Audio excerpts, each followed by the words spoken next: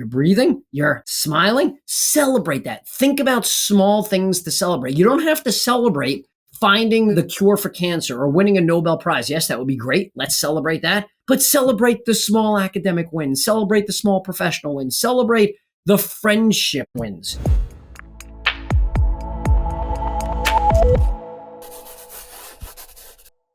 Welcome back to the Live 100 podcast. I'm Jason Yarusi. This is the place you come to break the habits that no longer serve you so you can get the life you truly desire. Today, I am gifted to be here alongside Scott White. Hey, Scott, how we doing? Wonderful. How are you? Good. And talk to you about wonderful because Scott is the life is too short guy. He's the happiest guy you will ever meet, which we will dive into. And after spending over a decade in investment banking on Wall Street, he took a chance and became an entrepreneur and a business builder. Today, he's chairman and CEO of a public real estate company, and he's always looking for his next challenge as he completed 1 Ironman triathlon and 15 marathons. Now, Scott's on a mission to make the world happier, one smile at a time with endless energy, and he motivates and inspires everyone he meets to focus on happiness, gratefulness, and positivity. He's married with his high school sweetheart, Jen, and together they have 2 of the most passionate Rutgers sports fans in the world. And funny enough, Scott lives in the town that I grew up in. So just a small world there. So Scott, it's always, it was great to connect, and it was good to have you on the podcast. How do we qualify the happiest guy in the world? What qualifies as making that the title? You know, waking up every day and being motivated and inspired to make the most of every minute. It's sort of the underlying title of Life is Too Short, Make Every Day the Best Day Ever is really I think the theme, the through line. It's easy to say you're the happiest guy you'll ever meet, and everyone can say that, and that's fine. In fact, I hope people compete with me for that title. I don't want to be the happiest guy in the world because I know how happy I am. And if I can find other people that turn out to be happier than me, fantastic. You know, with life is too short, I mean, it's a message we always hear, right? It's something that people talk to all the time, yet so many just say, well, I have another day tomorrow, and they wait to have their life start for anything, right? Financial, just mentally or anything. How does your message serve to get people, we'll say, off the couch or just into action and just really living their life? Yeah, I mean, that is the quintessential. The way you frame the question is perfect because it gets to the crux of the philosophy in the book. So the book is called The Life is Too Short Guy, and it really is the intersection between positivity and gratefulness and urgency. So exactly like you said, we get caught up in our daily lives and we go through the motions and there's always tomorrow until all of a sudden there isn't tomorrow. So what I try to do is get out and inspire and motivate people to realize today's your day. Tomorrow's not guaranteed. And you're right, we hear it a lot. My goal is that if I can keep reminding people, look, I'm not going to change your entire life perspective based on this podcast, nor based on the book, nor seeing me speak somewhere. But if I can have you leave this podcast with one extra smile in your day, one extra hello to somebody in your day, one extra, I've been thinking about fill in the blank, whatever that dream is. Maybe tonight I sit down and write down a couple of things that I need to do to accomplish that. The idea is to plant little seeds with people. And if you could give everybody that hears this one little takeaway, one little extra something in their day, we're making the world happier one smile at a time. So for someone who's listening that's just really having a tough time right now, and they say, well, you know, Scott, you're a chairman and CEO of a public real estate company, right? You were an investment banker. You know, you have all these positivity going on. You love Rutgers, whether it's good or bad, right? On where it stands right there. But I have it really tough right now. You know, things are against me. How do I find the good in the moment? What are some little tactics or tools that I can use right now? So Jason, the philosophy, which I call LITSIG, the acronym Life is Too Short Guy, LITSIG, is meant to be a relative philosophy and not an absolute philosophy. So that person that is really struggling, and let me be clear, someone that is really struggling with mental illness or other things that are beyond the scope of this podcast really should seek professional assistance. My goal is to take people from where they are and move them a little further along. Am I going to take that person that's near rock bottom and make them the happiest person in the world? No, that's not realistic. The whole point, and what I tell people about this philosophy, is that it's not a transform your entire life. Here are the 10 principles that will change everything in your life. Whenever I hear that, my radar is up and I'm like, come on, right? And you go about whatever that philosophy is for what? An hour, 2 hours a day. And then you're like, this just isn't me.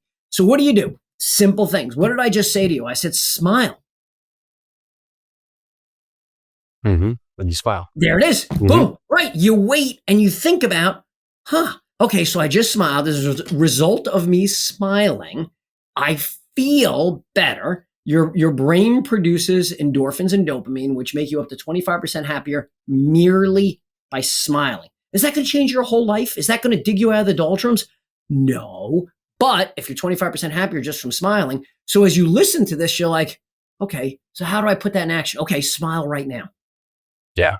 Okay. Then when you hang up, when you're done with this podcast, I don't know, maybe you're out running, you get back, you smile. You go to the bathroom, you smile. You sit down at the breakfast table, you smile. You get in your car, you go to work, you smile. And if you proactively start thinking about these little things, here's another one, random act of kindness. When was the last time you performed a small random act of kindness for somebody? You know, empirical studies have demonstrated that the recipient of a random act of kindness appreciates that act substantially more than the giver believed they would. Think about that. So when was the last time you picked up somebody's cup of coffee? When was the last time you did something for somebody unexpected without any sort of expectation of a response? Maybe they don't even know who did it. These are small things you could do. Celebrate whatever happened to you today, because no matter how bad your day is, you're still alive, you're breathing, you're smiling. Celebrate that. Think about small things to celebrate. You don't have to celebrate finding the cure for cancer or winning a Nobel Prize. Yes, that would be great. Let's celebrate that. But celebrate the small academic wins. Celebrate the small professional wins. Celebrate the friendship wins. Okay, here's another one. And I'm giving you a lot of stuff quick, Jason. What about growing and strengthening relationships, personal relationships? So there was a study done, the Harvard study on what makes a good life. It started in 1938 with 268 Harvard sophomores that were going to be studied by Harvard faculty for the rest of their lives. The rest of their lives, they're going to be studied for what makes a good life. Think about that. That was 85 years ago. 456 additional inner city Boston area youth were added to that study. And now about 800 people have been followed for the last 85 years. The original participants, their children, their grandchildren, annual physical exams, mental assessments, surveys, observations. Think about how much data is available and think about how complex the conclusions must be. You know what the key takeaway from the entire study is? Social networks matter more than anything. Here's one statistic that will blow your mind when you really think about it. Those at age 50 that self-identified as having the strongest social network, at age 80, 30 years later, physically healthiest, mentally healthiest, and happiest. The key was defining that I have a strong social network. So again, this is a long answer to your question, Jason, but what do you do when you're in those doldrums, when you're like, things just aren't working out for me, everything is piling on, I lost my job, I'm getting divorced, I mean, this is as bad as it gets? Pick up the phone, all right? Pick up the phone and call a friend. Go join a local organization. Go join a religious organization, a sports organization, a political organization. It doesn't matter what it is. Find a place to strengthen and build your social networks, because these are small things, little things that make a big difference. Yeah, I found when you feel it's all up against the wall, that if you can just stop putting it inward on yourself and put the focus out on others, right? And many things turn around. And it's even the smile. What came to mind when you said that is I had friends that were big cold callers, and they would call it smile and dial, right? Because you don't actually see the person on the other end of the line, right? But you can feel the smile through the call, right? When someone's on the phone with you, you can feel that smile that just adds this other layer, right? That always comes around. And when you have this, it brightens people's day, right? And you forget the impact you can have so much. But what happens is that when you're in that funk and you just say, let me just go out there and do something for others, it gets back in your mind just pointing the finger direct at yourself like, oh, this is my inherent worst day ever, right? Getting back to seeing how, one, you can have an impact, just a small impact, but it puts you with some kind of progress forward, right? So it gives your mind with something, activity that gets you out of that thing. Because usually what happens when we have a hard time, we want to sit there in the corner and just sulk, right? And then it just brings on more problems and more issues and more everything, right? But when you do that and you combine it with a network, right? The network's important because it truly pulls you up. And we forget how important it is to have people around you who can pull you up. Yep. And because it gets you to a point that when you're around other people, just like you are going to go out there and help, they want to help you too, right? When most people inherently want to help others, right? We're here that we want to nurture or care or provide or give impact, right? You're here talking on this podcast, giving impact. You see it as a point of reference that you want to be helpful to others. And so when you put yourself in that position, others are going to want to help you. And that's the hard thing, is accepting the help. But when you do, and you find is that it's going to be reciprocal at some point, right? And then that perfect cycle of the nature just continues to repeat there. So you've done this now, and what led you to this path to change course from investment banking to really the company that you're still involved of, the CEO? What was it that stood out to you? Said, you know what, I need to go out there and help people smile and have a better day and really take control of their life. So, like so much in life, Jason, it just happened. There wasn't a grand plan. I've wanted to write a book for many years. And during COVID, I started working with a new executive coach. I'm a big believer in coaches and training and working with people. So working with a new executive coach. And the first call was a Zoom call. And, he got to know me. Then he had me fill out a bunch of personality tests. And then we got on the second call. It was a Zoom call. And I remember exactly what he said. His name is Kevin. And it was literally like, dude, you're like Mr. Life is Too Short guy. Everything's rah-rah. Get it done today. And I was like, yeah, I guess. But I never thought of it that way. Like I didn't have a persona that I could explain to you. This is just who I am. This is how I've been for a very long time. And I just go about it. Like, that's my life. And people that know me know it. When he framed it that way, I mentioned it to my wife, and she said to me, she's like, Life is Too Short guy. I could see that.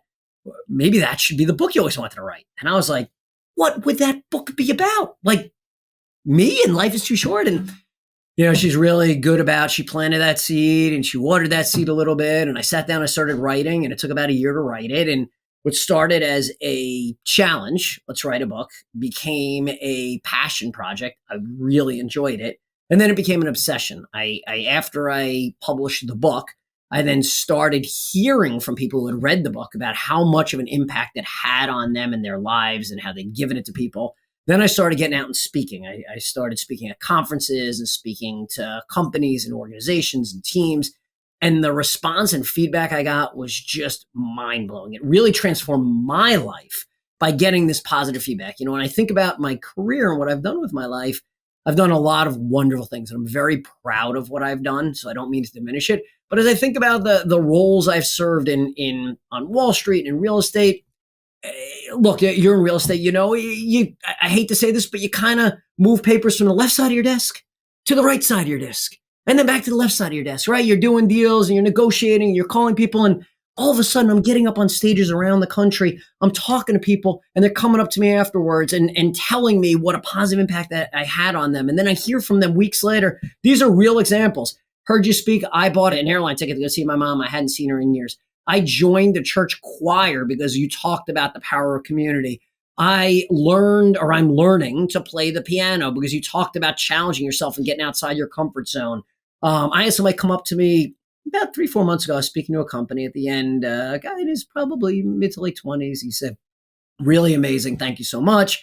I want to apologize to you because I don't know if you noticed I was on my phone a lot while you're speaking. And I was like, I didn't really notice. He said, you talked about, one, the power of social networks, and two, how you got to own your own social network. You can't sit there and wait for things to happen. You be a leader amongst your friends. So when you did that, I actually got 3 other guys together while we're doing this, and we're going to go bowl tonight. Thanks. So this has been really inspiring me. Now, look, did I change his life? No, probably not. Who knows? But as a result of him hearing me and then being thoughtful, deliberate, and proactive and going out and creating a group that's bowling, I feel like I had a positive impact not only on him, but those 3 other people that showed up to bowl with him, maybe their families, and that has really inspired me. Yeah, it's fantastic. And so you said talking about a leader in your own life, for someone who says, well, I'm just not a leader, right? Talk to me about why everyone needs to be a leader in their own life. So I would call it controlling your own destiny. So a lot of what I talk about is being thoughtful, deliberate, and proactive in lots of different parts of your life, whether it's the social life, whether it's your perspective. I talk a lot about your perspective and how you view the world, whether it's taking chances. So there's 10 principles of LitSick, of which I've covered a few of them, but one of them is take a chance and get it done today. Control your own destiny. So I talk about the work of Bronnie Ware. Bronnie Ware is a palliative care nurse in Australia who wrote a book called The 5 Regrets of the Dying. And I always say to people, what do you think the five regret or the biggest regret of the dying is? And then I say, obviously, the biggest regret people have on their deathbed is not, I wish I made more money. It's not, I wish I worked harder. People are surprised to hear that amongst the top regrets of the dying is not, I did something dumb or I regret saying something. The biggest regret people usually have on their deathbed is the regret of what they did not do. It's the regret of not reaching out to a friend, the regret of not mending a relationship, the regret of not taking a chance on a business, the regret of not learning something. So I tell people, to your question, be your own leader. Take that initiative. As you're listening to this, I would love one of your listeners, maybe thousands of your listeners, but at least one of your listeners to say, you know what? I've always wanted to, again, buy a franchise. I've always wanted to get involved in real estate. I've always wanted to learn to fly, be a pilot. I've always wanted to learn to play the saxophone. I just gave you 4 random concepts. So when this is over, you're done listening to the podcast, write down on the top of the page what you wanted to do, and then write 2 or 3 bullets on what the first steps are. And then take it back out later or tomorrow and write a couple more steps. Then start crossing those steps off because, again, you got to control your own destiny. Why do we tell ourselves so many times that we have tomorrow? What is it about this? Because you look back and it's true, right? You get to the end of your life and you hear so many people just say, I regret not doing more than anything else, right? But what is it that society is so ingrained that we don't want to do today because of the fear of tomorrow? What is it? It's about perspective. It's about realizing that tomorrow truly is not guaranteed. And we all hear those stories. And I weave those stories through my book and I talk about them of the person who's suddenly diagnosed with cancer, the person who dies in a car accident, the person that's paralyzed. I tell an amazing story of a football player who's paralyzed. And we hear those stories and we're motivated and inspired for an hour, a day. We're like, oh, yeah. I can't believe Johnny's diagnosed with terminal cancer and he only has, 6 months to live. I'm going to change my life. And then all of a sudden we forget. So part of my mission here is to keep reminding people. One of the principles in the book, one of the principles of Litzig is called minutes matter. Minutes matter. What I say to people is, I'm not an efficiency expert, so I'm not going to tell you how to get more minutes out of your day, nor am I going to tell you how to get more out of your minutes.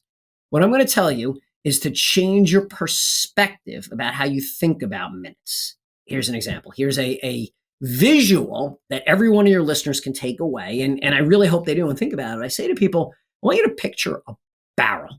A big barrel. For me, it's a wine barrel. If you're a wine drinker, maybe it's a wine barrel. Maybe it's some other barrel. It doesn't matter. And that barrel has your remaining minutes in it. So think about a visual. I think about gold coins that are my remaining minutes. And I know every day that there's a barrel next to me. It's a visual, but I think about it. And in there are these precious, finite, definable gold coins. 2 takeaways from this. Takeaway number 1. You have no idea how many gold coins are in there. You have no idea how many gold coins are in there. So every time you do something, including this right now, our conversation, Jason, you and I both made a proactive and deliberate choice. We're going to reach in and grab out some gold coins and use them. 1, you have no idea how many are left. Could be a lot, could be a little. And 2, which is very specific to your question about why we lose sight, is because we all have leaks in our barrel. Every one of us. Some of us have small leaks. Some of us have big leaks. We get to the end of the day. We get to the end of the week, we get to the end of the month, and we've all done this. We're like, I'm running as fast as I can. I'm on the treadmill. I got lists and I'm crossing off and I got this and I got that. And I don't know what the heck I did. Like, what did I get done? Oh, yeah, I look at my list. I got done. Be thoughtful, be deliberate, be proactive. Think about, how do I want to use my finite minutes? Treat each minute as precious. Don't throw them away. Yeah, one of the biggest principles we talk about is self-awareness, right? Because you go through life and you're like, man, I hate today, right? You get to the end of the day, all these fires and you're stuck in traffic, you're just mad at the world. You get to the end of the day and you're like, never again. You sit down, have a beer, watch Netflix, and then you get up and do the same thing tomorrow. Yep. And then the next day, then the next month, and then a decade from now, you're like, I have no idea how I get here, but we just don't break the habit because we're not truly thinking about just stopping right now. Because the pressure is that, it's all going to fall apart. But it's that short-term pain for which the pleasure comes. But in that part, it almost feels safer to just stay where you are, even if you're not happy, because usually the unknown is so scary, right? Because we assume that if we try something different, the world's going to fall apart, right? Yet, we're not happy where we are, right? And so as soon as you break that, you first realize that the world hasn't fallen apart, right? Second, you realize how great it can be. And then third, you realize, well, why did I do this sooner, right? You hear that so many times when someone makes a change, you're just like, should have done this sooner, right? I hear it all the time. I see this all the time. People have waited for anything to start, right? It could be everything, like you said, learning the saxophone, going and starting a business, owning a franchise, going and, starting a martial arts class. Like, man, I wish I did this 10 years ago. But at that part, mentally, physically, emotionally, you just couldn't get out of your own way. And that's what it takes, is just getting out of your own way. So when you look at it, right, you've been out of your own way for a while. And so you hear other people in your own way right now. What's the number one thing besides really just being practical, which is great? Like I think about this, the barrel, right? We're in Tennessee, so we'll say whiskey barrel for those that are listening, right? But if you have gold coins in there, you look at that, and that's your life, right? And again, like, we just don't know how many are in there. It might be 10, it might be 1 million, right? And if we're using those coins inefficiently, right, they run out. No matter where we stand at any part, it's going to come due. So when you see someone who's, wasting time and they can't get out of their own way, what do you say to them? Well, I go back to the foundational principle of, let's say, the number one principle that I start the book with is attitude is everything, the power of positivity. I tell people to take that step back and realize whatever their situation. I'm going to go back to a question you asked earlier about the person at the bottom, the person that's really facing the doldrums. Every opportunity, everything you look at could have a positive lens, no matter where you are in life. And I tell stories in the book about being at both my own parents' funerals and realizing the positivity in different elements of that. It's all about the perspective and the change in perspective and how you view the world. So I would say to people that take small steps. Again, I'm a huge believer, and I deliberately wrote the book and created the philosophy, which, by the way, is my philosophy, to be bite sizes, to be small. Again, if I just tell people, go out there and be the happiest person in the world tomorrow, like, your listeners are gonna be like, yeah, whatever, dude. Great. I don't have time for that kind of bull. That's not it. It's let's get back to the example you gave before, being stuck in traffic. I'm just going to extract something out. So instead of freaking out about being stuck in traffic, by the way, I live in New Jersey. I'm very familiar with traffic. I realize that I'm grateful that I am in my own car. I realize that I'm grateful on a cold day that I have heat in the car. I realize that I'm grateful that I'm going home to a spouse that I love very much. I realize that I'm grateful that I'm on my way home from a job that I really enjoy. Those are 4 great things that I didn't even think about this ahead of time, that I just rattled off, again, about perspective. Yes, the traffic still sucks. Yes, I've had a bad day. Yes, the deal fell apart. Yes, keep going through the list. I don't feel well. I have a head cold. Instead of focusing on the negative, I acknowledge it. I'm not kidding myself like, oh my God, the world is perfect, yet my head is splitting and I feel like I'm going to die, right? I mean, that's just not realistic. I want to be realistic. I take small steps and I look around. I'm like, I'm in my own car. That's pretty cool that I have my own car, that I own my own car. The heat is working on this incredibly cold day, and there's someone at home that loves me, is waiting for me. And look, everybody's facts may be different. You may come back to me and say, well, I'm going home to an empty house. Okay, great. But I'm going home to a house. I'm not homeless, right? I mean, there's always, no matter what the fact pattern you give me is. So there's a great example of this that I truly love. I tell this story in the book about a football player that had a catastrophic injury, had a paralyzing injury from the neck down. And 15 years later, he's been wildly successful. The night of his injury, he heard the doctor say to his mother, Eric will never walk again. Eric will never eat solid foods again. Eric will never breathe again on his own. We're hopeful he just survives the surgery. 15 years later, he runs a foundation. He has his own bourbon brand. He's a motivational speaker. He's a professional sports broadcaster. And one of the things Eric said to me is, Scott, if you go to a doctor and the doctor says to you, you only have a month to live, my immediate reaction is, that's great, because he could have told me I have days to live. So it's all about perspective. I remember when that happened to that Rutgers football player, right? And that's just what it is. We don't know what's around the corner, right? But even in that circumstance, I think, majority of us forget how good we have it. I think it's Socrates who says, if the world everybody took their own problems and put them into one big pile, and then you cut them all up evenly and handed them out, the majority of the world will be asking for their original problems back, right? Because we forget just how good. That's a great quote. I like that. Yeah, but because we're only equating it to us right now, right? We're not looking around, and that, and if you open your eyes and truly just start looking around, and I mean, you could do anywhere, like where you are right now.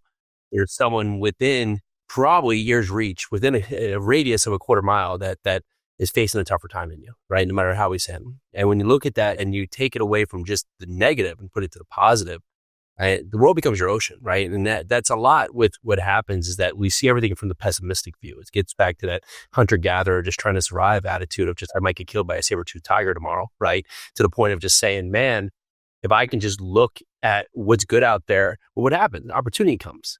Goodness comes, right? Because your eyes opened up in a different way. It's like you're seeing for the first time.